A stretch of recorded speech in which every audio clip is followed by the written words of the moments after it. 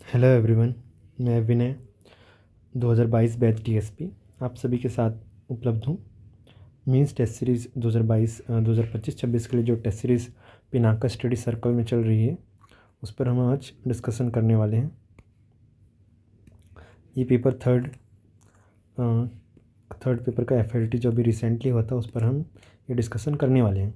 उससे पहले हम डिस्कशन पर आगे बढ़ें उससे पहले मैं आपसे दो चीज़ें साझा करना चाहता हूँ कि ये हम क्यों करना चाहते हैं या आपको क्यों करना चाहिए, साथ में ही कि इसको कैसे किया जाना चाहिए, कि आंसर की का जो भी आपका है उसका इफ़ेक्टिवली कैसे यूज़ करें कि उससे आपके नंबर बढ़ें।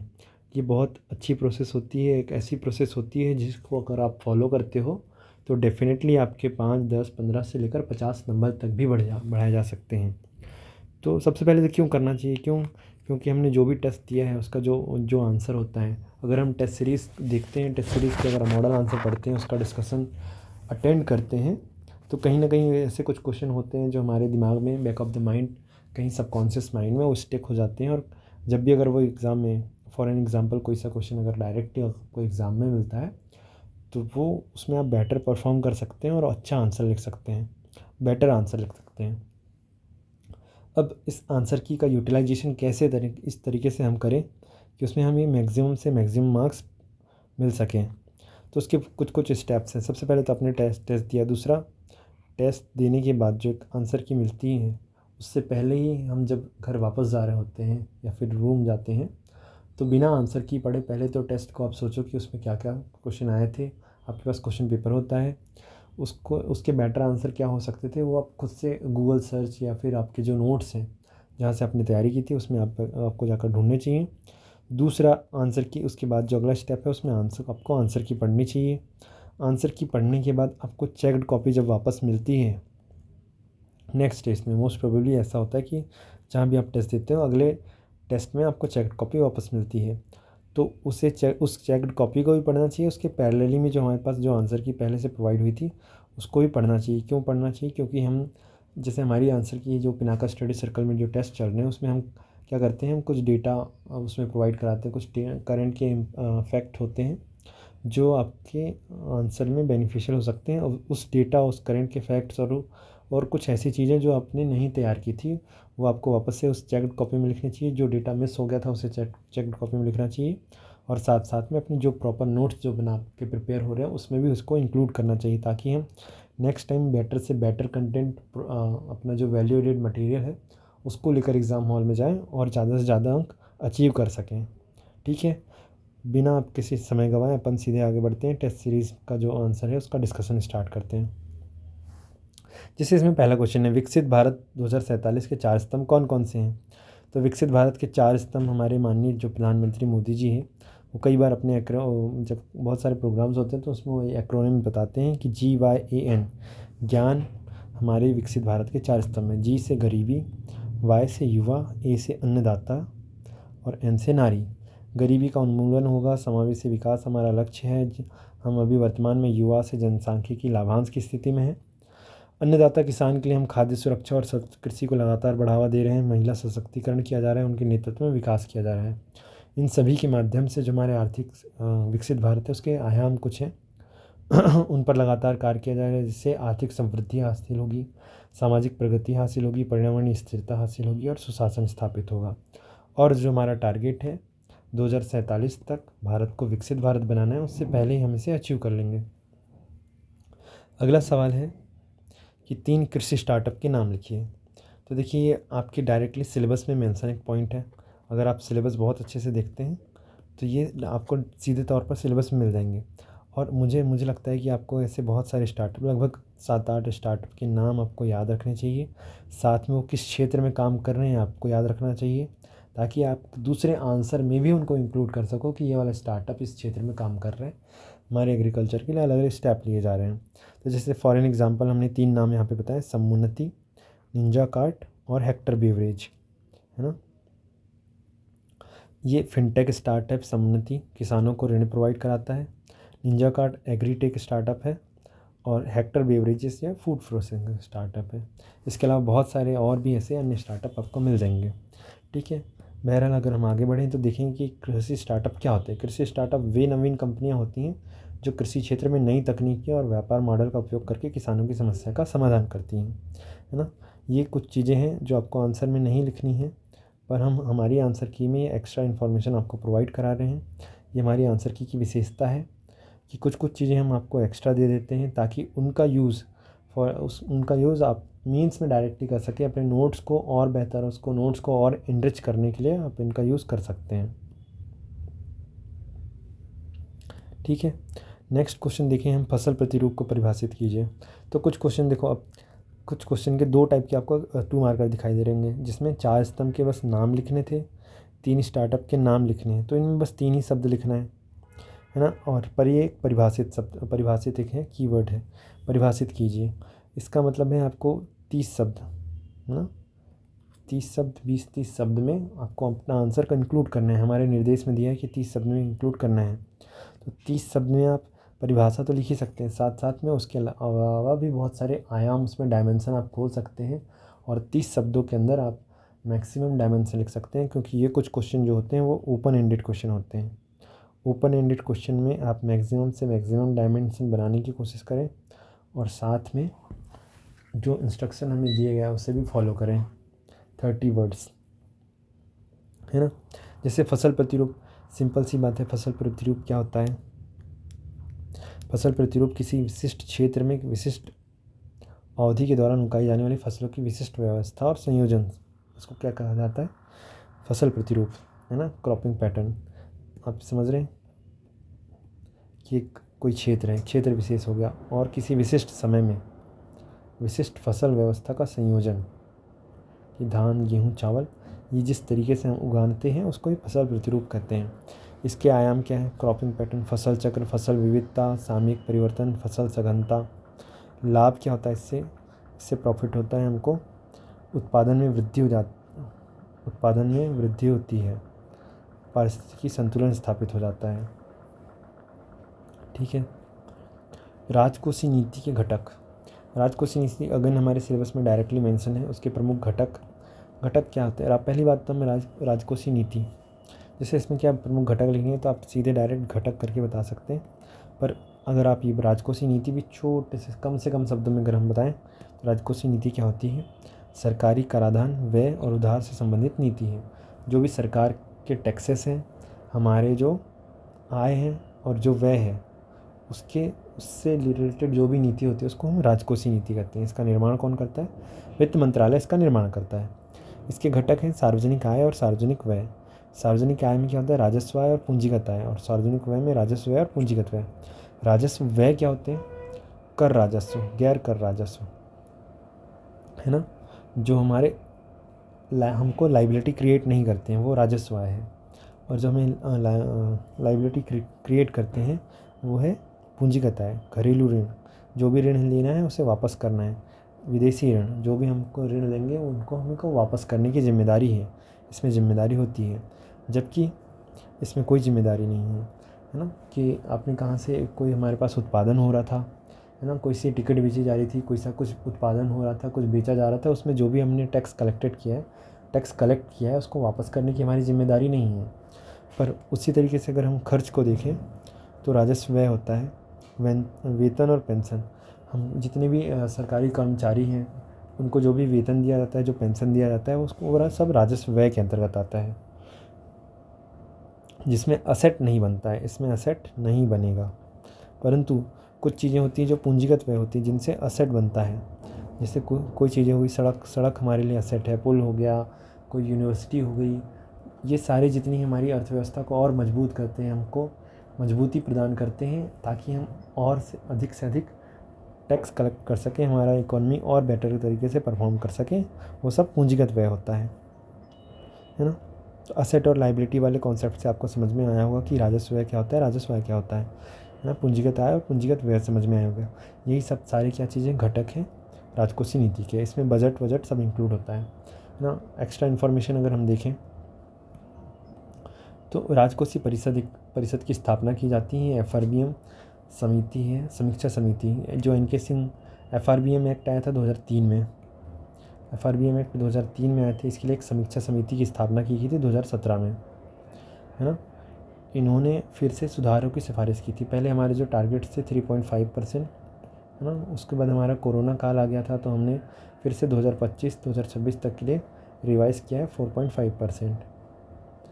3.5% 2019 तक करना था, फिर वापस से 2007 वापस से इसको रिवाइज़ किया गया है। ठीक है। खाद्य सुरक्षा क्या है? अगेन डायरेक्टली मेंशन है टॉपिक सिलेबस में। तो एक चीज़ आपको समझनी पड़ेगी कि जो भी टॉपिक आपके सिलेबस में डायरेक्टली मेंशन है उनको बहुत अच्छे से तैयार करना है। प्रत्येक व्यक्ति को पर्याप्त, सुरक्षित और पोषक तत्व से भरपूर भोजन समय पर सुलभ मूल्य पर उपलब्ध होना, ताकि वह सक्रिय और स्वस्थ जीवन जी सके। देखो, बहुत क्रिस्प, बहुत कम शब्दों में और सारे डायमेंशंस को कवर करते हुए हमने एक डेफिनेशन बनाई है। आप चाहे तो ये डेफिनेशन अपने नोट्स में, अपनी कॉपी में, अपने जहाँ पर भी आप पढ़ाई कर रहे हैं उसमें इंक्लूड कर लें। बहुत ही क्रिस्प है, बहुत कम शब्दों में बहुत अच्छी डेफिनेशन है ना। और इसके आयाम क्या है? FAO, इसका मुख्यालय कहाँ पर है? रोम, इटली में है। इसने क्या बताया? इसने इसके आयाम बताए। पहला आयाम है उपलब्धता, दूसरा पहुँच, तीसरा उपयोग और स्थिरता, है ना। 4A लगभग 3A+S करके कुछ है ना। खाद्य सुरक्षा के लिए हम देखें तो हमने और एक एक्ट लेकर आया था 2013 में, जिसमें 75% ग्रामीण आबादी और 50% शहरी आबादी को कवर किया था। इसके अलावा वर्तमान में खाद्य सुरक्षा के लिए कौन सी योजना चल रही है, आप कमेंट सेक्शन में मुझे ज़रूर बताना। प्रधानमंत्री से उस योजना का नाम स्टार्ट होता है। कल्याण भी कुछ कुछ आता है। अगर आप समझ पाए हो तो ज़रूर कमेंट सेक्शन में मुझे बताइएगा। अगला, आयात प्रतिस्थापन से क्या आशय है? इसके 2 साधन बताइए। व्हाट इज़ आयात प्रतिस्थापन? आयात प्रतिस्थापन एक ऐसी नीति है जिसका उद्देश्य घरेलू उद्योगों को बढ़ावा देकर विदेशी वस्तुओं का आयात कम करना है। देखिए, सिंपल सा है। प्रतिस्थापन लिखा ही है, आयात लिखा ही है। आयात को प्रतिस्थापित करना है। कहाँ से प्रतिस्थापित होगा? तो घरेलू जो फैक्ट्रीज़ हैं, घरेलू जो उद्योग हैं, घरेलू जो व्यवसाय है, घरेलू जो निर्माण के क्षेत्र हैं, है ना। अगर हम हमारे घर में ही निर्माण और विनिर्माण होगा तो हमें आयात करने की आवश्यकता क्या है? तो सिंपल सी बात है, हमें आवश्यकता नहीं होगी तो इसको ही हम आयात प्रतिस्थापन कहेंगे, है ना। इसके साधन है आयात लाइसेंस, विदेशी व्यापार अनुबंध। ठीक है। भारत खिलौना आयातक देश था कि मोदी जी ने एक एग्जांपल दिया था कि खिलौना जो है, हम मैक्सिमम खिलौना चाइना से इंपोर्ट करते थे, क्या हम भारत में वो खिलौना नहीं बना सकते? तो इस पर एक मिशन मोड में काम चालू हुआ और भारत एक खिलौना आयातक देश से वर्तमान में खिलौना निर्यातक देश बन चुका है। हम अब खिलौने का एक्सपोर्ट करने लगे हैं लगभग 160 देशों में, है ना। भारत ने 1950 से 80 के देश में प्रतिस्थापन नीति को अपनाया था। अन्य साधन क्या है इसके? मुद्रा विनिमय, टैरिफ लाना, नॉन टैरिफ बैरियर, आयात कोटा स्थापित करना, लाइसेंसिंग प्रोवाइड करना, विदेशी व्यापार अनुबंध। ये सारे क्या हैं? आपके साधन हैं, मीन्स है। आर्थिक सर्वेक्षण, अगेन देखो, ये 1.6 तक आपके 3 क्वेश्चन हो गए। पहली यूनिट के 3 क्वेश्चन, दूसरी यूनिट के, जिसमें इंडियन इकॉनमी दी थी। अब जो 7, 8, 9 होगा और 10, 11, 12 होगा, ये MP इकॉनमी से सवाल होंगे। कई बार आप ऐसे कुछ सवाल होते हैं जिसमें आप ये, अगर आप ये अनुमान लगा लो ना कि इस यूनिट का है तो इसका आंसर ये हो सकता है। कई बार हम ऐसे स्मार्टली अगर अप्रोच करते हैं पेपर को तो भी कई बार हम बहुत अच्छे से सॉल्व कर लेते हैं। सिंपल सा क्वेश्चन है, ऐसे क्वेश्चन डायरेक्ट हो सकते हैं, सीधे सीधे आपको 2025 के मेंस में देखने को मिल जाए कि आर्थिक सर्वेक्षण 2024-25 के अनुसार मध्य प्रदेश की प्रति व्यक्ति आय कितनी है। स्थिर कीमत पर 70,434, इसको याद कर लो, रट लो, चिपका लो दीवार पे। बहुत इंपॉर्टेंट है, बहुत इंपॉर्टेंट है। ये प्रीलिम्स में, मेंस में, और नहीं भी अगर सीधा तौर पर आता है तो आप कहीं ना कहीं 2 यूनिट में यूज़ कर सकते हैं। 2 यूनिट क्या, 4 यूनिट इकॉनमी की है, कहीं ना कहीं ये यूज़ होगा।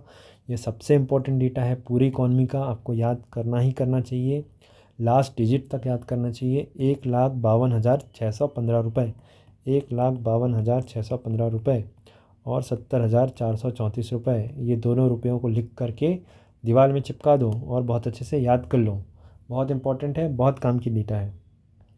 लगभग 2 गुनी हो गई थी और लगभग 4 गुनी कब हुई थी? किस मूल्य पर 4 गुनी हुई है? ये आर्थिक समीक्षा में लिखा है, ये आपको बताना है। आर्थिक समीक्षा आर्थिक समीक्षा पर भी मैं लेक्चर लेकर आने वाला हूँ और जल्द ही वो आप सभी के पास बहुत ही शॉर्ट और क्रिस्प में आपको आर्थिक समीक्षा मिल जाएगी। लगभग 400 पेज को हमने 40 पेज में समाहित किया है। आपके लिए बहुत हेल्पफुल और बहुत यूज़फुल होने वाली है। अगला क्वेश्चन है, आत्मनिर्भर मध्य प्रदेश रोड मैप कब प्रस्तुत हुआ और इसके कितने स्तंभ हैं? डायरेक्ट क्वेश्चन है, कब प्रस्तुत हुआ था? 12 नवंबर 2020 को। 12 नवंबर 2020 को ये प्रस्तुत हुआ था और स्तंभों की संख्या 4 है। 4 स्तंभ, इसको भी दीवार में लटका दो। भौतिक अवसंरचना, सुशासन, स्वास्थ्य, शिक्षा, अर्थव्यवस्था और रोजगार। ये आपको पूरी तरीके से याद होना चाहिए।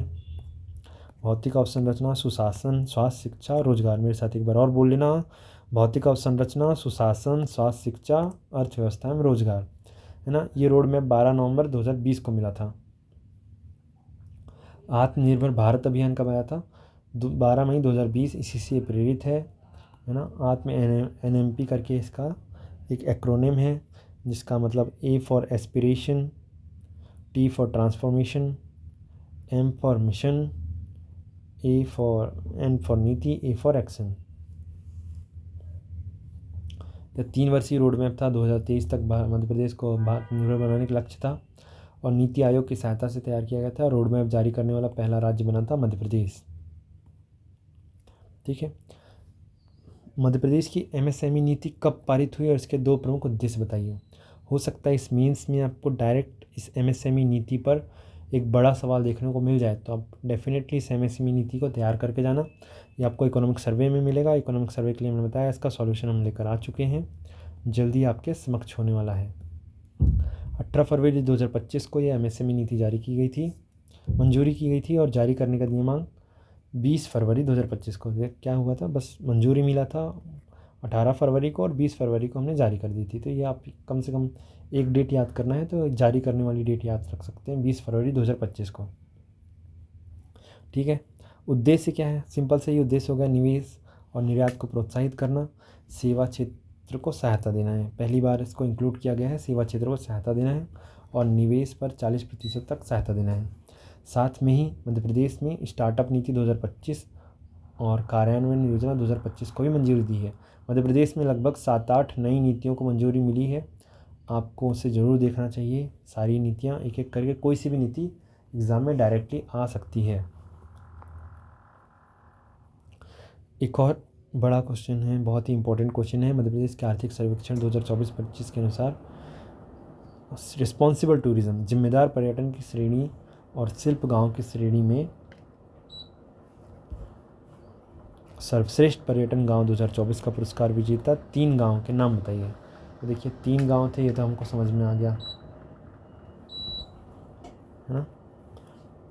पहला, रिस्पॉन्सिबल टूरिज्म की श्रेणी, 2 श्रेणी है, रिस्पॉन्सिबल टूरिज्म की श्रेणी है और शिल्पग्राम की श्रेणी है।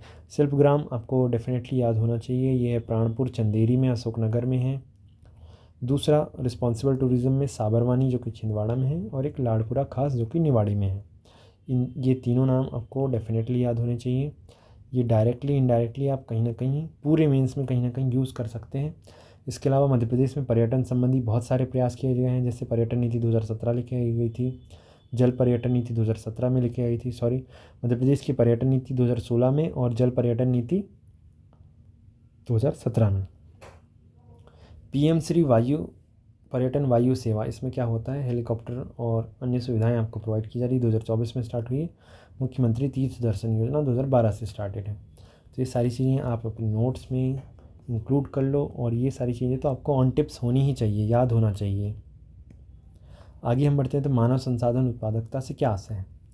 किसी संगठन या अर्थव्यवस्था में उपलब्ध मानव संसाधनों द्वारा निर्धारित समय में उत्पन्न की गई वस्तुओं सेवाओं की मात्रा। उत्पादकता मतलब क्या होता है? प्रोडक्टिविटी। इंग्लिश में अगर आप देखें तो इसको प्रोडक्टिविटी कहते हैं। प्रोडक्टिविटी क्या होती है कि आपने कम से कम मिनिमम इनपुट में मैक्सिमम आउटपुट लिया हो, इसको ही प्रोडक्टिविटी कहते हैं। पर प्रोडक्टिविटी ज़्यादा से ज़्यादा काम का मतलब ये है कि अच्छा भी काम होना चाहिए। सिर्फ काम इम्पोर्टेंट नहीं है, इसमें काम अच्छा होना चाहिए, तभी इसको प्रोडक्टिव कहा जाएगा। जैसे कोई व्यक्ति है, अगर एक दीवार बना रहा था, उसने बहुत मेहनत की, दिन भर काम किया, या ईंटें बना रहा था, मान फॉर एन एग्जांपल, उसने बहुत ज़्यादा मेहनत की, बहुत काम किया, दिन भर बहुत मेहनत की और 10 ईंट बना पाया। और एक व्यक्ति आया, 4 घंटे काम किया और 100 ईंटें बना कर चला गया। Which one is more productive? जो सेकंड वाला व्यक्ति था जिसने 4 घंटे में 100 ईंटें बनाई, वो ज़्यादा प्रोडक्टिव है। इसमें काम नहीं, कार्य की गुणवत्ता को भी देखा जाता है। तो यह कार्य के परिणाम और गुणवत्ता को दर्शाता है। उत्पादकता मापक के कारक क्या है? कार्य उत्पादन, ग्राहक संतुष्टि और लागत प्रबंधन, है ना। कि कैसे हम कहेंगे काम प्रोडक्टिव हुआ है? तो कार्य उत्पादन कितनी जल्दी का, कस्टमर सेटिस्फाई हो रहे हैं नहीं, और हमारा जो इनपुट कॉस्ट थी उसका प्रॉपर तरीके से मैनेजमेंट हुआ या नहीं हुआ। ऐसे हम क्या देख लेंगे? मानव संसाधन उत्पादकता। ठीक है। मध्य प्रदेश की राजकोषीय उत्तरदायित्व एवं बजट प्रबंधन अधिनियम किस वर्ष पारित हुआ था और इसके उद्देश्य क्या है? देखो, 2 चीज़ें इसमें बहुत अच्छे से आपको याद रखना चाहिए कि 2003 में भारत का FRBM एक्ट आया था, इंडिया का FRBM एक्ट आया था, और वहीं 2005 में मध्य प्रदेश का FRBM एक्ट आया था। 2006 से वो प्रभावी हो चुका है। इसमें काम क्या है? राजकोषीय घाटे को कम करना है, राजकोषीय संचालन में पारदर्शिता और जवाबदेहिता लानी है, और ऋण का प्रबंधन करना है। अब इस वर्तमान में हमारा राजकोषीय घाटा कितना है? मध्य प्रदेश का वर्तमान में राजकोषीय घाटा कितना है? ये आप मुझे कमेंट सेक्शन में बताइए। देखो, मैं बीच बीच में ऐसे होमवर्क मतलब आपको काम दे रहा हूँ। अगर आप कमेंट सेक्शन में लिखते हैं तो पता चल जाएगा कि कौन अच्छे से ध्यान से देख रहा है। और मैंने कहा कि ये आंसर की हमने बहुत इत्मीनान से, बहुत गुणवत्ता के साथ और बहुत योग्य लोगों से बनवाई हैं। इसमें हम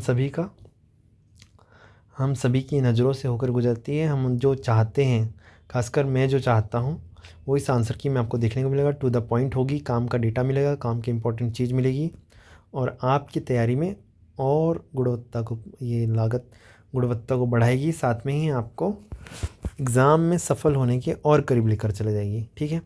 संभावितावाद, इसको ही प्रायिकता कहते हैं। संभावितावाद को प्रायिकता कहते हैं। तो बेसिकली प्रायिकता होती क्या है? किसी घटना के घटित होने की संभावना को ही प्रायिकता कहते हैं। सिंपल सा है, कोई भी घटना घटित हो रही है, उसकी संभावना कितनी है, उसको ही प्रायिकता कहते हैं। प्रायिकता का मान सदैव 0 से 1 के बीच में ही होता है। 0 है मतलब इम्पॉसिबल घटना है, और 1 से ज़्यादा तो हो ही नहीं सकता, है ना। तो इसको P से दिखाते हैं, और इसका ये फॉर्मूला है, कुल परिणामों की संख्या और सभी संभावित परिणामों की संख्या ना। फॉर एन एग्जांपल, बहुत सिंपल सा आपको पता होगा कि एक सिक्के को उठाते हैं तो संभावित परिणाम क्या हो सकता है? या तो हेड आएगा या तो टेल आएगा। अनुकूल परिणाम हमको देखना है कि प्रायिकता जांचनी है कि हेड आएगा या टेल आएगा। अगर हम हेड आने की प्रायिकता निकालें तो हेड आने की प्रायिकता कितनी हो सकती है? 1 तो हेड हो गया, और कुल टोटल संभावित मान हो गया 2, तो 1/2 इसका अपना क्या हो जाएगी? प्रोबेबिलिटी हो जाएगी। माध्य का बहुलक को प्रदर्शित करने वाला सूत्र लिखिए। ये सूत्र बहुत अच्छे से याद कर लेना। 2 मार्कर में अगर आपको हो सकता है कि कोई न्यूमेरिकल डेटा आ गया, और हो सकता है कभी कभी MPPSC का भरोसा नहीं, किसी फार्मूले पे आपको 7 मार्कर वाला कोई क्वेश्चन पूछ ले, तो ये फार्मूला अगर आपको नहीं बनता है, और ये अगर फार्मूला आपको बनता है, तो विद इन 1 मिनट, 1 मिनट के अंदर आपको 7 में से 7 नंबर मिल सकते हैं, और नहीं बनता तो कुछ नहीं मिलेगा। तो भैया, जिसको नंबर चाहिए, जिसको सिलेक्शन चाहिए, तो ये फार्मूला बिल्कुल रट लो, याद कर लो, और भूलना नहीं है ना। और हो सके तो इंग्लिश में याद कर लेना, क्योंकि हिंदी में हम आगे पीछे कर लेते हैं। z is equal to 3m - 2x, z is equal to 3m - 2x।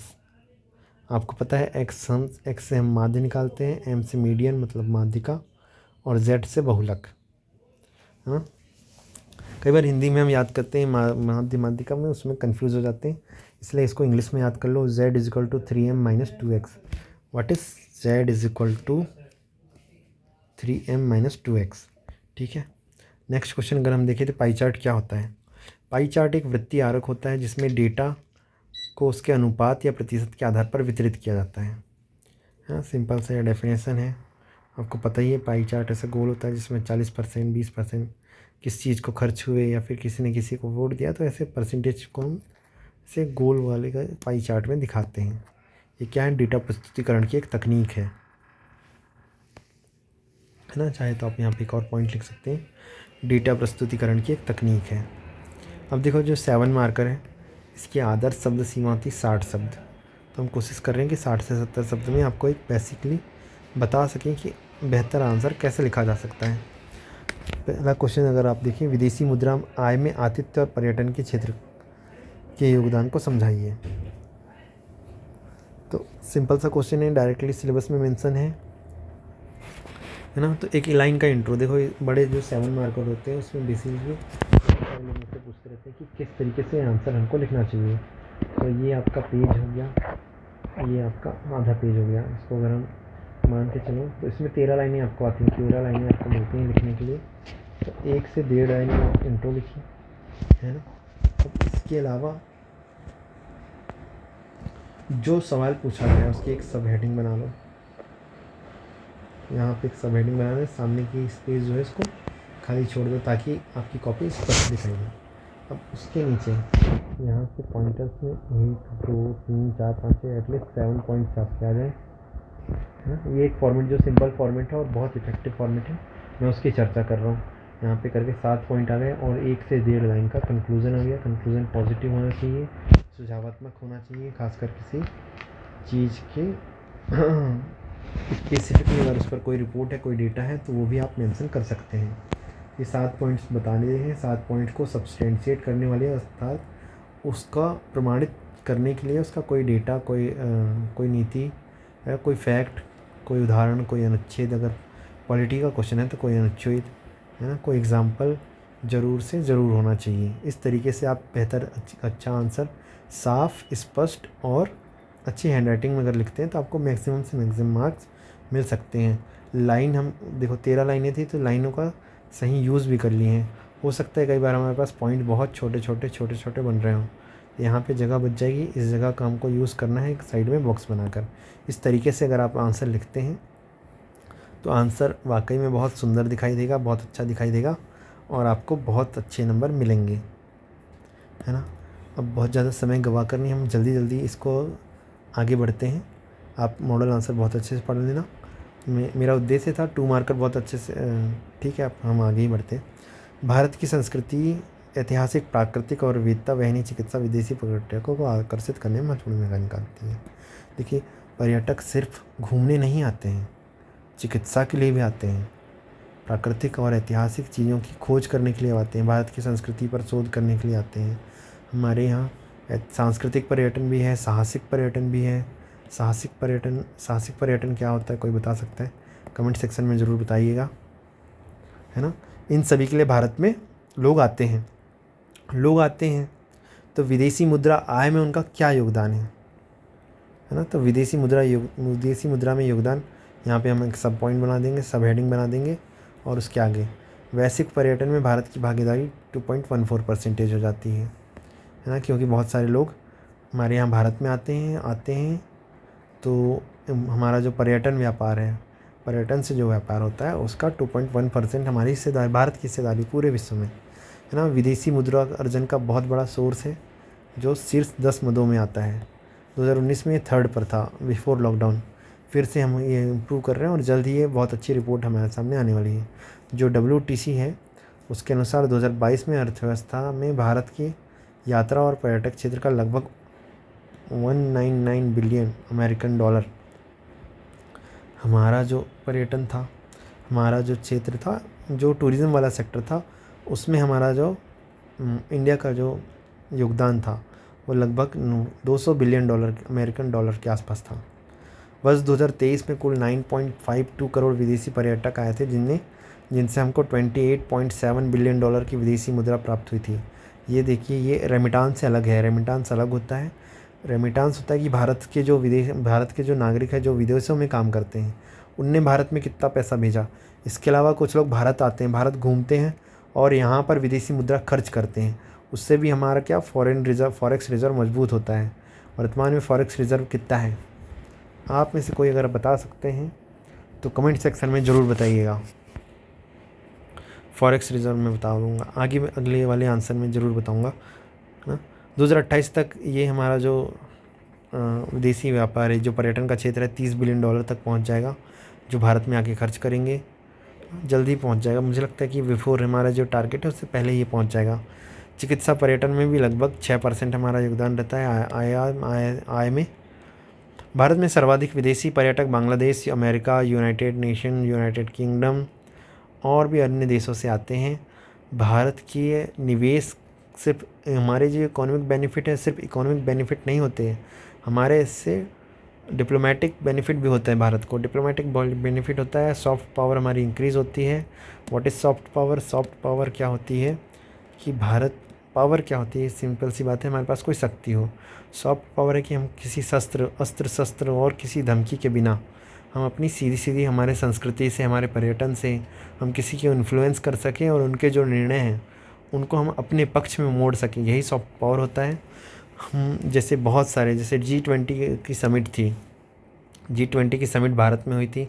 हमारे सॉफ्ट पावर का ही नतीजा था कि हमने अफ्रीकन यूनियन को G20 में शामिल किया है और इससे हमारी सॉफ्ट पावर और इंक्रीज़ हुई है। हमारे जो व्यापार के लिए बहुत सारा जो मार्ग खुला है, हम जो अनएक्सप्लोर्ड इकॉनमी है, जो अनएक्सप्लोर्ड मार्केट है अफ्रीका का है, वो भारत के लिए अब खुल चुका है।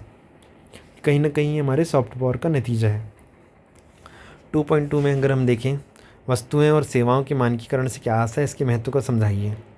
देखिए, वस्तुओं और सेवाओं का मानकीकरण का मतलब क्या होता है? जो भी हमारा उत्पादन, वितरण और उपयोग के लिए दिशा निर्देश है, नियम है, विशिष्टताओं को स्थापित करने वाली प्रक्रिया है, ताकि वह एक समान विश्वसनीय और ग्राहकों की अपेक्षा के अनुरूप बन सके। कोई भी चीज़ है, जैसे ISI मार्क हो गया, खाने में FSSAI का हमारे को फूड मार्क रहता है, मतलब ये है कि ये चीज़ खाने योग्य है, अगर नहीं है तो उसकी कोई गारंटी नहीं है ये खाने योग्य है या नहीं है, जहरीला भी हो सकता है ना। तो जैसे जो भी बहुत सारे डिब्बे बंद हमको खाद्य सामग्री मिलती है, तो हमें ज़रूर देखना चाहिए उसमें एक्सपायरी डेट है या नहीं है और FSSAI का मार्क है या नहीं है ना। जैसे बहुत सारी चीज़ें, जैसे आप फर्नीचर अगर आप देखते हैं, प्लाई वगैरह देखते हैं, तो उसमें ISI मार्क रहता है। इसका नाम वैसे अब चेंज किया जा चुका है। FPO होता है, जैसे जो भी प्रोसेस्ड होते हैं, प्रोसेस्ड फूड होते हैं, फूड्स होते हैं, प्रोसेस्ड जो फ्रूट्स होते हैं, उस पर FPO मार्क होता है। एग मार्क कहाँ पर होता है? कृषि के उत्पादक में होता है। BIS कहाँ पर होता है? सोने चांदी की शुद्धता दिखाता है। इको मार्क परिस्थिति के अनुकूल दिखाता है। इसका क्या इम्पोर्टेंस है? उपभोक्ताओं का संरक्षण होता है, क्योंकि अगर ये मार्क्स हमको दिखाई देते हैं तो ये चीज़ें सुरक्षित वस्तुएं हैं और सुरक्षित सेवाएं हैं। गुणवत्ता का नियंत्रण होता है, विश्वसनीयता आती है, प्रतिस्पर्धात्मक लाभ आता है। अगर ये आपके प्रोडक्ट्स में अवेलेबल है तो आपकी ब्रांडिंग बहुत अच्छे से होती है ना। ये सारे टॉपिक आपको 4th पेपर में भी मिलेंगे ना। 4th पेपर में भी जब आप उद्यमिता पढ़ रहे होंगे तो वहाँ पर भी ये सारी चीज़ें आपको देखने को मिलेंगी। निर्यात को बढ़ावा मिलता है, नियामक का अनुपालन होता है, पर्यावरण और सामाजिक लाभ भी होता है, क्योंकि इसको इको लेबलिंग जैसी चीज़ें से अगर हम इसमें करते हैं तो पर्यावरण सुरक्षा, ऊर्जा संरक्षण और सामाजिक जिम्मेदारी को भी बढ़ावा मिलता है। इसका चलो अब कलर चेंज कर लेते हैं, बहुत टाइम हो गया एक ही कलर से यूज़ कर रहे हैं। भारत में मानकीकरण का कार्य जो है भारत मानक ब्यूरो 1986 के द्वारा किया जाता है ना। 1986 में इसकी स्थापना हुई थी, भारत मानक ब्यूरो इसका नाम है। वस्तुओं और सेवाओं की मानकीकरण से गुणवत्ता निश्चित होती है, जिससे आयात प्रतिस्थापन कर विदेशी व्यापार में वृद्धि की जा सकती है। देखो, कंक्लूज़न में बोलता हूँ ना, कंक्लूज़न कैसा होना चाहिए? इन्फॉर्मेटिव होना चाहिए। एक इन्फॉर्मेशन आपको मिल गई, और पॉजिटिव होना चाहिए, और सुझावात्मक होना चाहिए। 3 चीज़ें कंक्लूज़न के लिए आप नोट कर लो, क्या क्या होना चाहिए? इन्फॉर्मेटिव होना चाहिए, पॉजिटिव होना चाहिए, और सुझावात्मक होना चाहिए।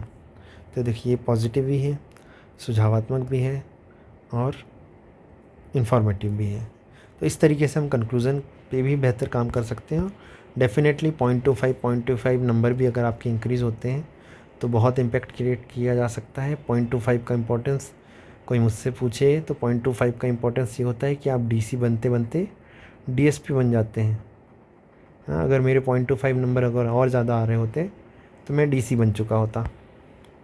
ठीक है, ऐसे ही अगला क्वेश्चन अगर हम देखें कि राजकोषीय नीति और मौद्रिक नीति दोनों कैसे मिलकर देश की अर्थव्यवस्था को संतुलित करते हैं। देखिए, आजकल आपको अगर आप देख रहे हैं तो बदलता हुआ पैटर्न आपको समझ में आएगा। जो डायरेक्ट क्वेश्चन आया करते थे बहुत पहले, जो 2019 तक 2021-22 में भी लगभग डायरेक्ट क्वेश्चन आए, अब 2022 में तो नहीं, 2021 में भी डायरेक्ट क्वेश्चन आए। अब उन क्वेश्चन की प्रवृत्ति चेंज हो रही है। बदलती हुई स्थिति में आप आपको जो सवाल का जो लेवल है वो इस तरीके से देखने को मिलेगा कि दो चीज़ों को मिलाकर पूछ लिया जाता है। राजकोषीय नीति और मौद्रिक नीति कैसे मिलकर देश की अर्थव्यवस्था को संतुलित करती हैं, है ना। तो कैसे करती हैं, बहुत क्रिस्प तरीके से हम बता सकते हैं कि ये दोनों ही शक्तिशाली उपकरण हैं, है ना। राजकोषीय नीति, आपको पता है राजकोषीय नीति क्या होती है, बजट जो बनता है हमारा वित्त मंत्रालय बनाता है। मौद्रिक नीति मॉनेटरी पॉलिसी होती है, मॉनेटरी पॉलिसी कमेटी होती है आरबीआई के द्वारा, जिसमें 3 भारत सरकार के सदस्य होते हैं और 3 आरबीआई के सदस्य होते हैं। 2016 में ये बनी थी, है ना। और इनके द्वारा क्या होता है, मॉनेटरी पॉलिसी निर्धारित की जाती है। अब दोनों मिलकर भारत की अर्थव्यवस्था कैसे संतुलित करती हैं, ये अर्थव्यवस्था का संतुलित ऐसे करती हैं कि ये दोनों मिलकर महंगाई को नियंत्रित करती हैं, रोजगार का सृजन करती हैं, वित्तीय स्थिरता लाती हैं, आर्थिक मंदी से निपटती हैं। और महंगाई पर नियंत्रण कैसे होगा, राजकोषीय नीति से कैसे होगा कि बजटीय व्यय और सब्सिडी कम करके, है ना, डिमांड में कम कर देंगे, है ना। किसी चीज़ की बहुत ज़्यादा डिमांड है, मान के चलो एक फ़ोन की बहुत ज़्यादा डिमांड बढ़ गई है ना। फ़ोन आता था 100 रुपये का और सरकार देती थी 20 रुपये की सब्सिडी, मतलब जो ग्राहक को पड़ता था वो 80 रुपये में। अब उसकी डिमांड कम करनी तो हम सब्सिडी को कम कर देंगे, है ना, 2 रुपये सब्सिडी कर दिया तो अब हो गया 98 का। तो कहीं ना कहीं डिमांड कम हो जाएगी, है ना। और डिमांड कम हो जाएगी तो महंगाई पर नियंत्रण हो जाएगा, क्योंकि लगातार उसका प्राइस कहीं ना कहीं इंक्रीज़ हो रहा था, है ना। तो गवर्नमेंट को घाटा बहुत ज़्यादा पड़ रहा था, भारत की अर्थव्यवस्था कहीं ना कहीं चोट पहुंच रही थी। तो इस तरीके से हम उसको कंट्रोल कर सकते हैं। वैसे ही क्या होता है, रेपो रेट, ब्याज दर, है ना। आरबीआई के पास बहुत सारे बैंक रेट, रेपो रेट, बहुत सारे उपकरण होते हैं, मात्रात्मक उपकरण होते हैं, इनको कंट्रोल किया जा सकता है ना। रोज़गार का सृजन कैसे कर सकते हैं, राजकोषीय नीति में क्या होता है, जैसे मनरेगा पर 2024 में 84-85 लगभग 80,000 प्लस करोड़ का बजट रहा है। तो जैसे जैसे इसका बजट बढ़ाएंगे वैसे वैसे रोज़गार बढ़ेगा। और मौद्रिक नीति में क्या होगा, सस्ते ऋण से निवेश में वृद्धि होगी। यदि हमारे को कोई लोन लेना है, हमें मान के चलो एक बिज़नेस स्टार्ट करना है और उस पर पहले लग रहा था 13% का ब्याज, वर्तमान में फिर उसका कम कर दीजिए, अगर मान के चलो 6% का ब्याज हो गया है, तो जो बहुत सारे व्यापारी, बहुत सारे उद्यमी लोग क्या होंगे, लोन लेंगे। और लोन अगर सस्ता मिल रहा होगा तो हमारा क्या, निवेश बढ़ रहा है, निवेश बढ़ेगा तो रोज़गार बढ़ेगा। इस तरीके से हम रोज़गार भी सृजित कर सकते हैं। साथ में वित्तीय स्थिरता कैसे ला सकते हैं, राजकोषीय घाटा होता है उसको सीमित कर देंगे, मुद्रास्फीति और मुद्रा आपूर्ति को नियंत्रित कर देंगे। अब यदि कभी आर्थिक मंदी की स्थिति है तो उससे भी निपटा जा सकता है, टैक्स को राहत देकर, लोक व्यय को बढ़ाकर और ब्याज दरों में कटौती करके। ठीक है। विश्व व्यापार की कार्य संरचना और उद्देश्य। अगला सवाल है हमारा, विश्व व्यापार संगठन की कार्य संरचना और उद्देश्य लिखना है। ठीक है। विश्व व्यापार की कार्य संगठन और संरचना और उद्देश्य लिखना है। तो विश्व व्यापार संगठन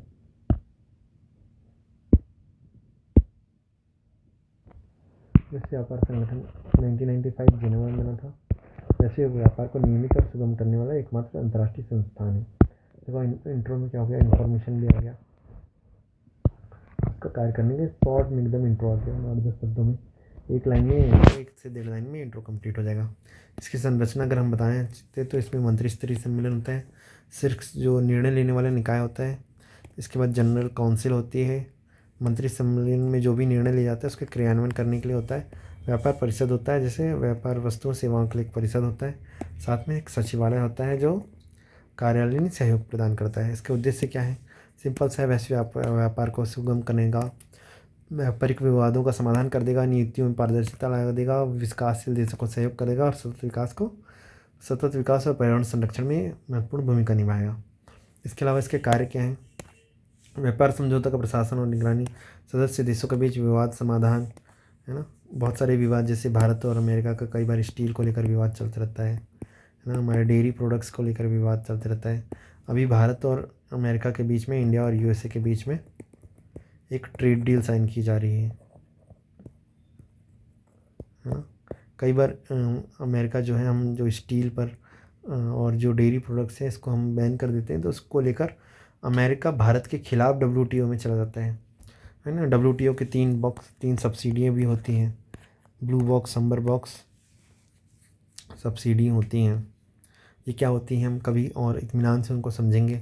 व्यापार यार्ताओं को मंच प्रदान करने वाला ये एक मंच है, मतलब व्यापारिक वार्ताओं को मंच प्रदान करता है।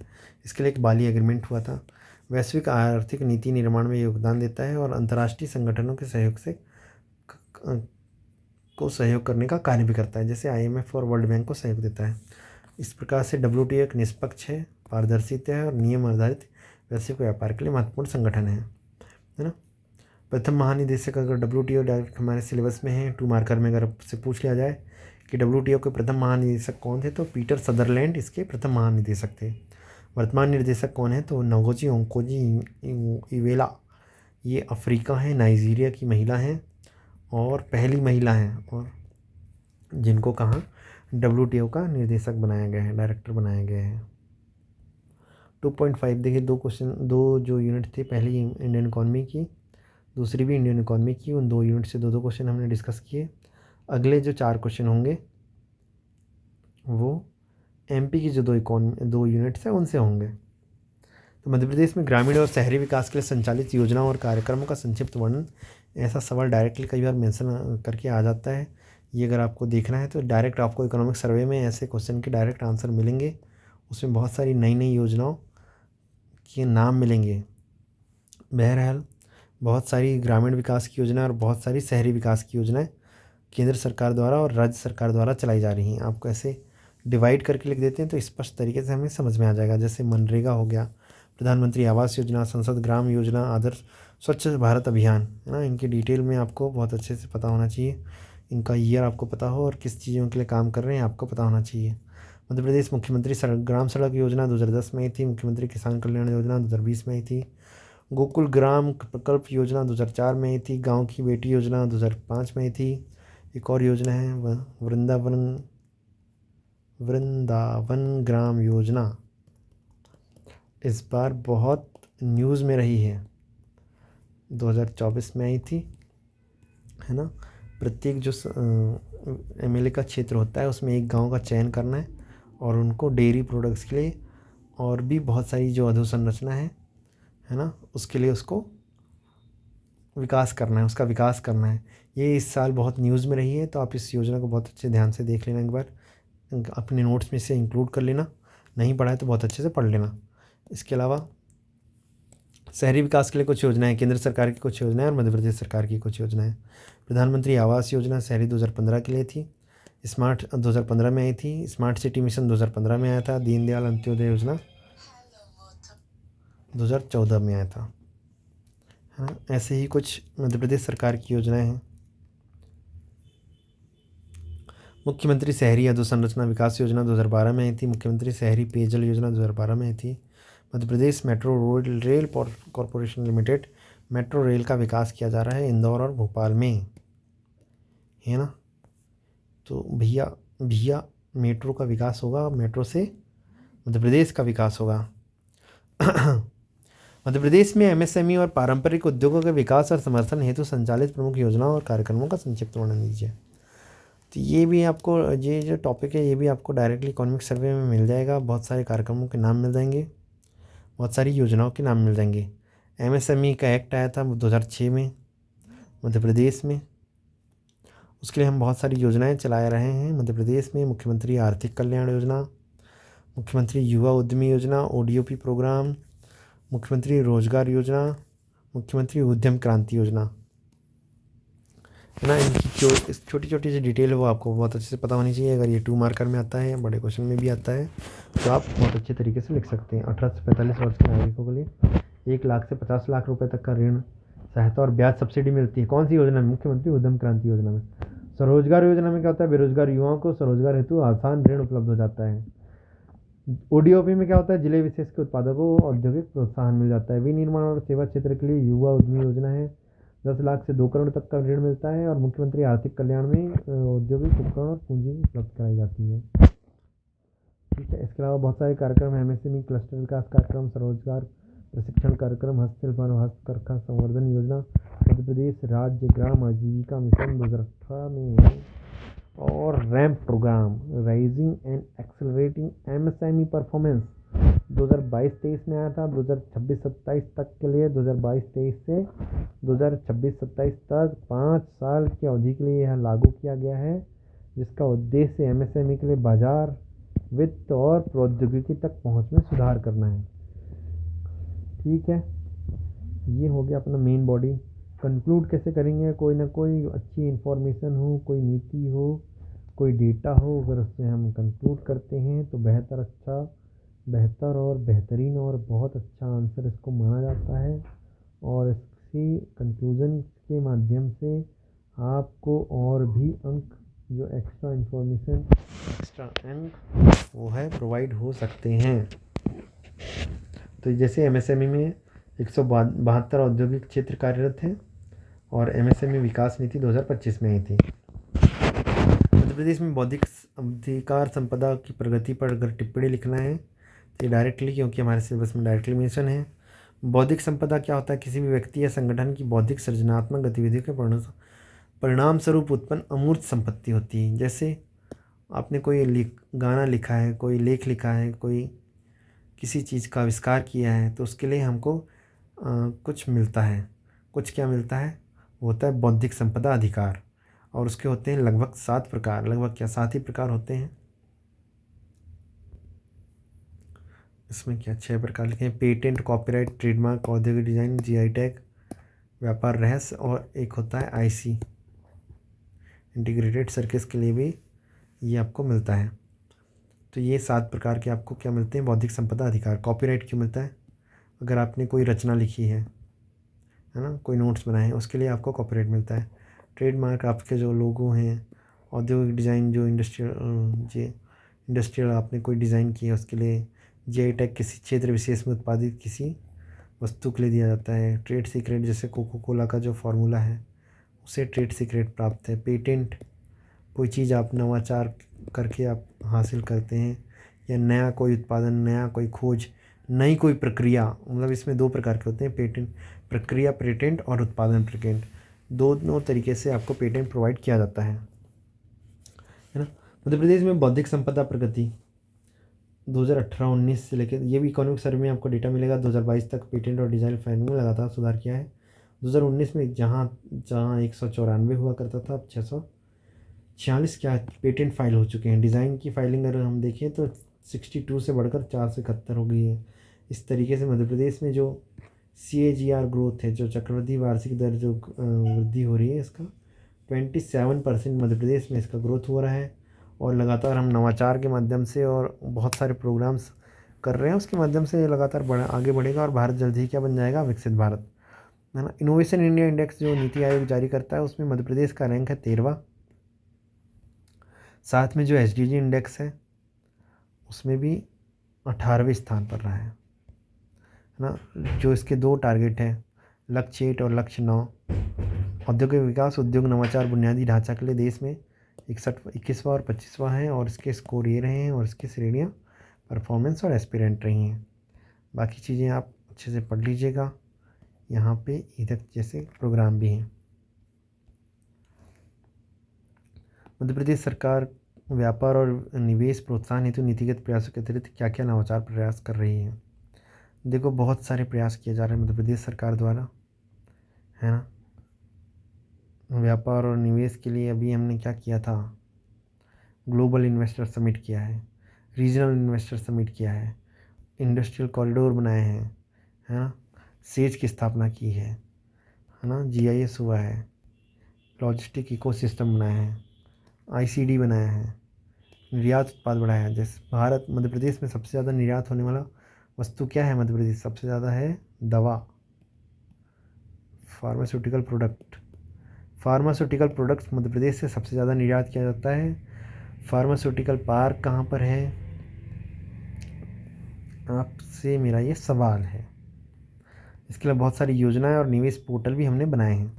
अगला सवाल अगर हम देखते हैं कि डेटा प्रस्तुतिकरण की तकनीक के रूप में टेबल, चार्ट और ग्राफ की अगर हम व्याख्या करना है, तो टेबल क्या होता है, चार्ट क्या होता है, ग्राफ क्या होता है। ये देखो डायरेक्टली हमारे सिलेबस में मेंशन है, तो आप ये बहुत अच्छे से इनको पढ़ना चाहिए। अगर आपने अभी तक नहीं पढ़ा है तो इसका स्क्रीनशॉट ले लेना या फिर इसको अपने नोट्स में कंक्लूड कर लेना, इंक्लूड कर लेना, है ना। कंक्लूड तो नहीं, इंक्लूड कर लेना, बाकी सब चीज़ों कंक्लूजन का कंक्लूड भी कर लेना अपने नोट्स में। अगर आपको यहाँ से लगता है कि कोई सा कंक्लूजन बहुत अच्छा है तो उससे अपने नोट्स में कंक्लूड भी कर लिया करिएगा आप, है ना। टेबल क्या होता है? विस्तृत और जटिल डेटा को पंक्ति और स्तंभों के माध्यम से, रो और कॉलम के माध्यम से प्रस्तुत करना, ताकि हम उससे क्या होता है फ़ायदा क्या होता है कि हम इजीली उस डेटा को समझ पाएंगे। अगर ऐसे विभारती में लिखा हो तो उसको समझना मुश्किल है ना। तो डेटा के माध्यम से हमको ये इस टेबल के माध्यम से वो आसानी से समझ में आ जाता है। अब ये टेबल के भी बहुत सारे प्रकार होते हैं, जैसे सरल हो गया, जटिल हो गया, आवर्ती टेबल हो गया, ठीक है। चार्ट हो गया, चार्ट क्या होता है ना। बहुत सारे चार्ट होते हैं, pie chart, line chart, bar chart, है ना, जो चित्रात्मक माध्यम से डेटाओं को रेखाओं, पट्टियों और गोल आकृतियों के माध्यम से दिखाते हैं। रेखाओं के माध्यम से, पट्टियों के माध्यम से, गोल आकृतियों के माध्यम से ऐसा चार्ट बनता है कभी कभी, ऐसा ऐसा, है ना। दंड आरेख, पाई चार्ट, क्षेत्र चार्ट, बॉक्स प्लॉट, कई बार आपने देखा हो। तो एक ऐसा हीट मैप टाइप का कुछ कुछ चीज़ें बनती हैं, ये सब क्या है? चार्ट्स हैं। ग्राफ, ग्राफ क्या होता है? देखिए से वो बहुत ही इस तरीके से कोई चीज़ें हम बताते हैं। आवर्ती वक्र ग्राफ, बहुभुज ग्राफ, आयत ग्राफ, रेखीय आवर्ती ग्राफ, ये सब ग्राफ के प्रकार हैं, है ना। ये क्यों क्यों यूज़ किया जाता है? ताकि हम आंकड़ों को तुलनात्मक रूप से इसका अध्ययन कर सकते हैं। ग्राफ में हम तुलनात्मक रूप से अध्ययन किया जा सकता है आसानी से, है ना, कि पहले कितना डेटा था, अब कितना बढ़ गया है, कितना कम हो गया है। इसी प्रकार अगर हम आगे बढ़ें तो वर्णनात्मक और अनुमानात्मक डेटा विश्लेषण के मध्य अंतर अगर हमको लिखना है तो हम उसके मध्य अंतर भी लिख सकते हैं, क्योंकि ये पॉइंट हमारे डायरेक्टली सिलेबस में मेंशन है। और मैं ये बोल रहा हूँ कि हमारा जो मेंस होता है वो लगभग सिलेबस से लगभग 80% आपको डायरेक्ट देखने को मिल जाता है। 80 से 90% सिलेबस से ही पेपर आता है। जो सिलेबस की लाइन लिखी है लगभग 70-80% सिलेबस की लाइन ही हमारा पेपर होता है, और उसके अंदर से कुछ कुछ क्वेश्चन कभी कभी आ जाते हैं। तो इसमें क्या अंतर होता है? वर्णनात्मक विश्लेषण और अनुमानात्मक विश्लेषण, ऐसा आप पहले अंतर का आधार बना दो और इसको समझा दो, है ना। उद्देश्य क्या है? अतीत के डेटा को समझना और उसकी व्याख्या करना वर्णनात्मक विश्लेषण है। अनुमान क्या है? भविष्य का अनुमान लगाना है। देखो, जो पहले घट चुका है उसका वर्णन करना है, वर्णनात्मक विश्लेषण है। और जो चीज़ें होने वाली हैं या हुई हैं उसका अनुमान लगाना अनुमानात्मक विश्लेषण है। सिंपल सा है। इसमें ऐतिहासिक डेटा होगा, इसमें ऐतिहासिक और वर्तमान दोनों डेटा का यूज़ करके हम एनालिसिस कर रहे हैं, प्रिडिक्ट करने वाले हैं फ्यूचर, है ना। इसमें कार्य क्या होगा? डेटा को व्यवस्थित करना, विश्लेषण करना और सार्थक तरीके से प्रस्तुत करना। सिंपल सी चीज़ें होंगी इसमें, है ना। इसमें जो का अनुमान में डेटा को तुलना करेंगे, परीक्षण करेंगे और फिर भविष्यवाणी भी करेंगे कि क्या होगा, कितनी बारिश होगी, कितना क्या होगा। जैसे सिंपल सा अगर आप बारिश का डेटा देखो तो अभी तक इतनी बारिश हुई, इतने सेंटीमीटर होगी। अनुमान अगर हम लगाएं, जैसे फोरकास्ट अगर होता है, वेदर फोरकास्ट अगर होता है, तो कई बार इस चीज़ों को भी ध्यान में रखा जाता है कि 2019 में इतना हुआ था, 21 में इतना हुआ था, पिछले 10 साल में। आप न्यूज़पेपर में बहुत सारे हेडिंग्स में देखते होंगे कि 144 साल का सबसे गर्म दिन, तो वो 144 साल का सबसे गर्म दिन ये हो गया वर्णनात्मक विश्लेषण। और अगले 3 दिनों में भारी बारिश होने की संभावना, ये है अनुमानात्मक विश्लेषण। सिंपल सा देखो, अगर आप एग्जाम्पल के तहत सांख्यिकी तकनीकों का उपयोग, जैसे केंद्रीय प्रवृत्ति की माप, माध्य का बहुलक और परिवर्तनशीलता की माप, इन सब का यूज़ करके वर्णनात्मक विश्लेषण किया जाता है। जबकि अनुमानात्मक विश्लेषण करने के लिए परिकल्पना परीक्षण, प्रतिगमन विश्लेषण, इस तरीके की नई नई तकनीकों का प्रयोग किया जाता है। नमूना, जो सैंपल जो लिया जाता है, इसमें संपूर्ण डेटा का यूज़ किया जाता है। जो लास्ट टाइम जितने भी डेटा हमने कलेक्ट किया है उसका यूज़ करते हैं, जबकि इसमें सैंपल का भी सैम्पलिंग की जाती है, सैम्पलिंग का यूज़ किया जाता है। हाँ, इसमें अगर आप देखें चर, तो एक चर व द्विचर के मध्य रैखिक संबंध नापता है। ये बहुचर के साथ संबंध है कि एक्चुअली में फैक्टर्स कितनी चीज़ों को कितने फैक्टर्स को हम अपने विश्लेषण में शामिल करें, तो इसमें एक या दो जो फैक्टर्स हैं अगर हम उसका शामिल करते हैं तो वर्णनात्मक विश्लेषण हो जाते हैं। जबकि आपको अगर भविष्यवाणी करनी है, किसी चीज़ की भविष्यवाणी करनी है, तो बहुत सारे अनुमान और विश्लेषण करना पड़ेगा। खासकर अगर आपकी हॉबी है क्रिकेट देखना, यदि आप नॉर्मली भी क्रिकेट देखते हैं तो दोनों टाइप के यहाँ पे विश्लेषण कई बार दिखाया जाता है। जो विन प्रिडिक्शन है कई बार आपसे पूछा जाता है, कई बार वो ऑटोमेटिक जनरेटेड होता है। विन प्रिडिक्शन जनरेटेड कैसे होता है, वो होता है अनुमानात्मक विश्लेषण। बहुत सारे डेटा माइनिंग मतलब बिग डेटा एनालिसिस के माध्यम से इसका यूज़ होता है ना। फोकस एरिया छोटे डेटा का यूज़ करके हम क्या कर सकते हैं, वर्णनात्मक विश्लेषण करते हैं। जबकि बिग डेटा एनालिसिस से क्या होगा, अनुमानात्मक विश्लेषण होगा। तो ये हमारे 7 मार्कर हो गए। इस तरीके से अगर हम आगे बढ़ें तो हम 10 मार्कर भी देखते हैं। 10 मार्कर के 3 मतलब 6 सवाल हैं, तो थोड़ी मैं स्पीड इनमें बढ़ाने वाला हूँ, है ना, ताकि हमारा जो है ये लगभग 1 घंटे में कंप्लीट हो जाए। विकसित भारत, देखिए इस तरीके के क्वेश्चन बहुत आने वाले हैं। विवेचना कीजिए, इस कथन के आलोक में भारत की अवधारणा, लक्ष्य और चुनौतियों पर प्रकाश डालिए। विकसित भारत 2047 एक विजन मात्र नहीं बल्कि समावेशी, नवाचारी एवं आत्मनिर्भर भारत की दिशा में एक ठोस कार्य करने की योजना है। इस टाइप के सवाल भी आपसे पूछे जा रहे हैं और पूछे जा सकते हैं। विकसित भारत क्या है, सबसे पहले आप इंट्रो में बता देंगे, है ना। इसके आयाम क्या है जो हम पढ़ के आए थे, आर्थिक विकास, सामाजिक प्रगति, पर्यावरण स्थिरता, सुशासन।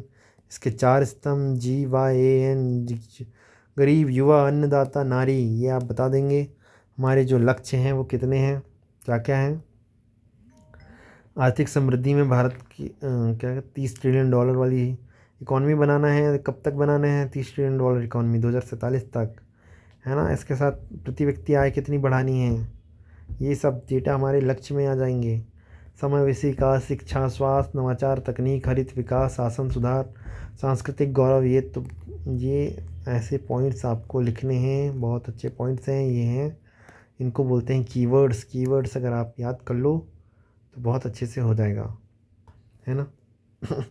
और बहुत सारा जो है डेटा 2030 तक कितना करना है, 2047 तक कितना करना है, ये आपको याद रखना है।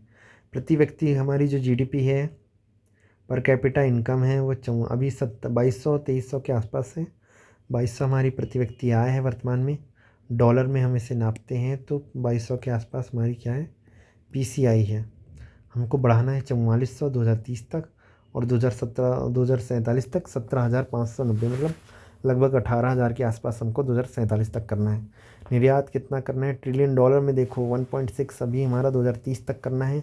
आयात 1.9 तक करना है। निवेश लगभग $195 करना है, उसका कई गुना 2047 तक करना है। 8.7, 12.1 और 1247, ये डेटा आई एम श्योर आपके पास होना चाहिए होगा। अगर नहीं है तो ये होना चाहिए, आप इसे लिख लीजिए, अपने नोट्स में इंक्लूड कीजिए और अच्छे से अच्छा आंसर प्रस्तुत कीजिए। प्रमुख चुनौतियां क्या हैं, आर्थिक विषमता है, मिडिल इनकम ट्रैप में फंसने की संभावना है। मिडिल इनकम ट्रैप मतलब क्या होता है कि अभी भारत की लगातार आर्थिक समृद्धि तो हो रही है, आर्थिक वृद्धि तो हो रही है, परंतु आर्थिक विकास नहीं हो रहा है। हमारी जो प्रति व्यक्ति आय है वो अभी कितनी बताया था मैंने, $2200 के आसपास है। 4400-4500 हो जाती है। दुनिया के बहुत सारे देश हैं जो 6000 जो डॉलर हैं प्रति व्यक्ति आय, उससे ऊपर नहीं बढ़ पाते हैं। इसी को मिडिल इनकम ट्रैप कहते हैं। भारत की जो PPP टर्म्स में है या फिर जो नॉमिनल GDP है वो तो लगातार बढ़ते जाएगी, प्रति व्यक्ति आय बढ़ पाना मुश्किल होगा, क्योंकि हमारे पास बहुत ज़्यादा विषमता है। ऑक्सफैम की रिपोर्ट आई थी 2023 में, उसमें कहा गया था कि 10% जो सबसे अमीर लोग हैं उनके पास कितनी संपत्ति है, 77% संपत्ति है। शिक्षा और कौशल में अंतर आ चुका है। युवा आबादी में कौशल विकास की आवश्यकता है, क्योंकि हमारी जो एजुकेशन है और जो हमारी इंडस्ट्री की डिमांड है वो दोनों में बहुत अंतर है ना। तो इसलिए भी हमको क्या करना है, शिक्षा में बढ़ावा देना है। इसके अलावा महिला सशक्तिकरण में कमी है। लेबर फोर्स पार्टिसिपेशन रेट हमारा कम है, लगभग 32% के आसपास है। स्वास्थ्य प्रणाली में असमानता है। ग्रामीण में आधारभूत संरचना कमज़ोर है, इसके लिए हम क्या कर रहे हैं, आरोग्य मंदिर जैसे कॉन्सेप्ट भी लेकर आए हैं। आरोग्य मंदिर क्या है ना, ये आपको पेपर 3 के पार्ट बी में पूछा जा सकता है और उसका यूज़ पार्ट ए में कर सकते हैं। देखो ऐसा कोई सी चीज़ नहीं है, जैसे बहुत सारे लोग बोलते हैं कि ये पेपर में लगे, ये पेपर में लगे। सारे पेपर एक दूसरे को कंपनसेट, मतलब एक दूसरे के पूरक हैं, अलग अलग नहीं है, एक दूसरे के पूरक हैं। आप इसका आंसर उसमें यूज़ कर सकते हैं, उसका आंसर इसमें यूज़ कर सकते हैं, डेफिनेट तरीके से कर सकते हैं। प्राकृतिक संसाधनों पर दबाव बढ़ता जा रहा है, बुनियादी ढांचा और शहरीकरण, वैश्विक अस्थिरता, ये सारे चुनौतियां भारत के सामने उपलब्ध हैं। उपलब्ध हैं मतलब समक्ष हैं। और इस तरीके से आपको एक बेहतर निष्कर्ष भी लिखना होगा। इसके अलावा कृषि स्टार्टअप, कृषि प्रसंस्करण, भारत में कृषि क्षेत्र में नवाचार मूल्यवर्धन के साधन है। इस संदर्भ में इनके महत्व, संभावना और चुनौतियों पर चर्चा की है। बिल्कुल, भारत की लगभग 60% आबादी कहाँ पर है, कृषि पर निर्भर है, लेकिन आय और उत्पादकता बहुत कम है। इस चुनौतियों को निपटने के लिए हमें क्या करना है, एग्रीकल्चर के स्टार्टअप चाहिए, एग्रीकल्चर का प्रसंस्करण, नवाचार, तकनीकों, मूल्यवर्धन एक्सेट्रा करना पड़ेगा। इसका इम्पोर्टेंस क्या है, महत्व क्या है, आर्थिक विकास होगा, मूल्यवर्धन होगा, नवाचार स्थापित होगा, खाद्य सुरक्षा मिलेगी, निर्यात वृद्धि होगी, महिला सशक्तिकरण होगा और हम बिचौलियों तक, बिना बिचौलियों के बाज़ार तक पहुंचेंगे। तो देखिए, जो भी आप पॉइंट्स लिखते हैं उसके सामने क्या आना चाहिए, उसके सामने वही शब्द दोबारा आ जाए तो ये कहीं ना कहीं आपका आंसर फीका है, कमज़ोर है ना। खासकर बहुत सारी आंसर की मैं देखता हूँ, आंसर की के साथ साथ बहुत सारे आंसर्स स्टूडेंट की कॉपी देखते हैं तो ये पॉइंट इधर लिखा है और वही पॉइंट दोबारा उधर लिख देते हैं।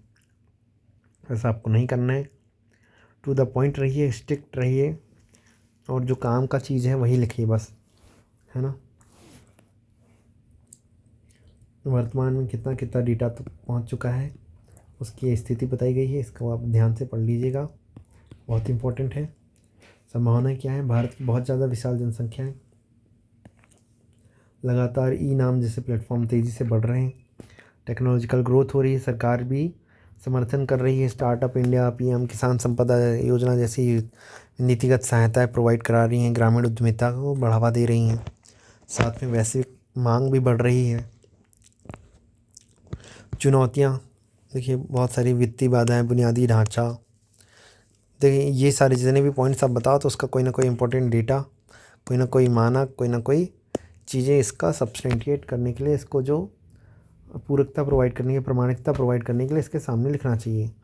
लेकिन अगर आप इसके साथ साथ अगर आप अच्छा कंक्लूड लिखते हैं तो बहुत अच्छा इम्पैक्ट जाएगा। जैसे भारत का भविष्य केवल खेत से थाली तक नहीं बल्कि खेत से व्यावसायिक बाजार तक है और इसकी नींव कृषि, स्टार्टअप और प्रोसेसिंग उद्योगों से ही मजबूत होगी।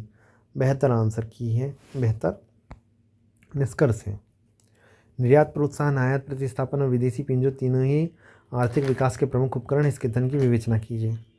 अब मेरे ख्याल से मैंने जितनी आंसर ये बता रहा था उससे आप बहुत अच्छे से समझ चुके होंगे, है ना। इसके बाद में अगर ये छोटे छोटे से क्वेश्चन हैं उनको आप खुद पढ़ सकते हैं, नहीं तो मैं दोबारा एक पार्ट 2 करके छोटा सा एक वीडियो में बना दूंगा जिसमें ये सारे क्वेश्चन हों, उसको और अच्छे तरीके से डील कर लेंगे, पढ़ लेंगे और समझ लेंगे, ठीक है। बाकी आप ये वाली आंसर की पूरी कंप्लीट पढ़ लीजिएगा। जैसे लास्ट क्वेश्चन अगर हम देखें, समग्र संकलन किसे कहते हैं, इसकी विभिन्न विधियों का वर्णन कीजिए। समग्र संकलन किसे कहते हैं, ये हमारे सिलेबस में समग्र संकलन डायरेक्टली मेंशन है, उसकी विधियों का भी मेंशन है और 2024 की मेंस में आ भी चुका है, 10 मार्कर में आया था और दोबारा आने की पूरी संभावनाएं भी हैं। तो समग्र संकलन क्या कहते हैं, अपरिष्कृत आंकड़ों को गणना, संगणना या माप के द्वारा एकत्रित करने की प्रक्रिया ही समग्र संकलन कहलाती है। समग्र संकलन की विधियाँ क्या होती हैं, प्राथमिक होती हैं और द्वितीयक होती है। प्राथमिक क्या, जब व्यक्ति जो है डायरेक्टली जाकर लोगों से मिलता है और उनसे डेटा कलेक्ट करता है, जैसे जनगणना में होता है, उसको प्राथमिक कहते हैं। और द्वितीयक में क्या होता है कि द्वितीयक में व्यक्ति डायरेक्ट नहीं जाता है, वो किसी माध्यम से उन डेटा को कलेक्ट करता है, जो ऑलरेडी कलेक्टेड डेटा है उनका यूज़ करता है, तो द्वितीयक कहते हैं। प्राथमिक क्या होता है? प्रत्यक्ष व्यक्तिगत अनुसंधान होता है। अप्रत्यक्ष व्यक्तिगत अनुसंधान जैसे साक्षात्कार होता है, संवाददाता होता है, सूचना देते से प्रश्नावली और अनुसूची भरवा कर भी प्राप्त किया जा सकता है। उनके बारे में छोटी छोटी डिटेल्स है ना, और कुछ कुछ फैक्ट्स हैं। ये हमने आंसर की में आपको लिख के दी है। आप इन आंसर को बहुत अच्छे से पढ़ लिएगा। मैं इसका सेकंड पार्ट लेकर, अगर आपका डिमांड रहा तो इसका मैं सेकंड पार्ट लेकर सारे जो 10 मार्कर है इसको दोबारा से हम एक बार और देख लेंगे। बाकी आप इस आंसर की, ये आपको आंसर की हमारे व्हाट्सएप चैनल पे, टेलीग्राम चैनल पे आपको पूरी आंसर की मिल जाएगी। धन्यवाद।